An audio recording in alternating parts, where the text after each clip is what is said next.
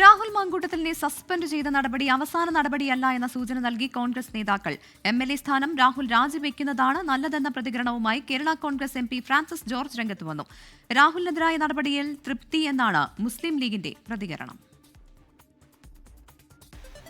രാഹുൽ മാങ്കൂട്ടത്തിനെതിരെ ഇനിയും ആരോപണങ്ങൾ പുറത്തുവരാനുള്ള സാധ്യത കോൺഗ്രസ് മുൻകൂട്ടി കാണുന്നുണ്ട്.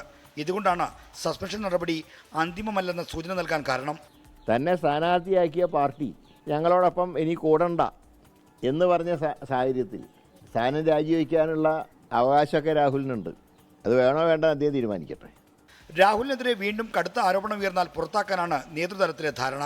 അന്വേഷണം നടത്തി ഗുരുതരമായ പിഴവോ കുറ്റമോ ചെയ്തിട്ടുണ്ടെങ്കിൽ വളരെ കർശനമായ നടപടി സ്വീകരിക്കാനാണ് കെപി.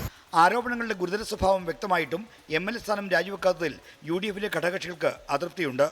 പാർട്ടിക്ക് എന്ന് മാത്രമല്ല മുന്നണിക്കും ഒരു പോറലേൽക്കാതെ തീർച്ചയായിട്ടും ഈ വിഷയത്തിൽ ഉചിതമായ തീരുമാനം എടുക്കും എന്ന് ഞങ്ങൾക്ക് ഉത്തമ ബോധ്യമുണ്ട്. ആരോപണങ്ങളുടെ വെളിച്ചത്തിൽ രാഹുൽ മാങ്കൂട്ടത്തിനെതിരെ എന്ത് നടപടി വേണമെന്നത് കോൺഗ്രസിന്റെ ആഭ്യന്തര കാര്യമെന്നാണ് മുസ്ലിം ലീഗിന്റെ നിലപാട്. കോൺഗ്രസിനകത്തെ വിഷയത്തിൽ ഇടപെട്ട് അഭിപ്രായം പറയുന്നതിൽ മറ്റ് ഘടകകക്ഷികൾക്കും വൈമുഖ്യമുണ്ട്. 24 തിരുവനന്തപുരം.